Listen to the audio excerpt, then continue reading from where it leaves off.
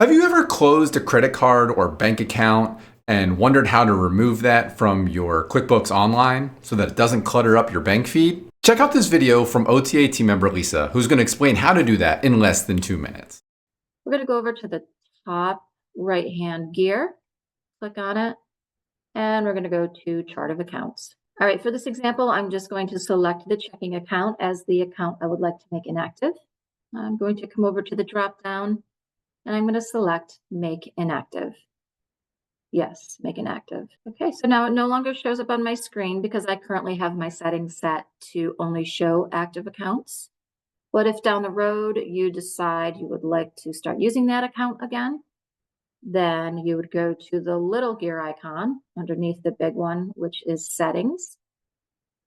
And you're going to scroll down. And if you don't already have it selected, you're going to want to select Include Inactive. Okay, this feature I would not recommend always having checked because if you've made a lot of accounts inactive, then it's going to be a pretty long list to scroll through when you're looking for something. All right, but for this, it should bring up the account that we made inactive, and all we have to do is make active, and there it is again.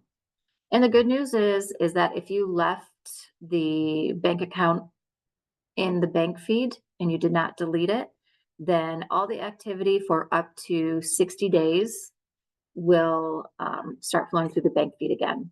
But if it's been longer than 60 days that you made it inactive, then you'll have to go to your bank website and upload anything that was missed and upload it into QuickBooks Online.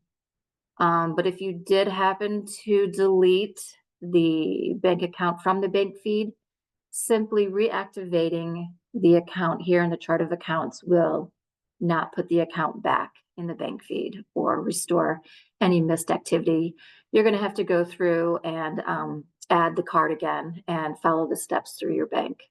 Thank you so much for watching. If you're interested in knowing more and learning more great tips and information about bookkeeping and accounting, go ahead and check out one of these videos right over here, and we look forward to seeing you in that next video.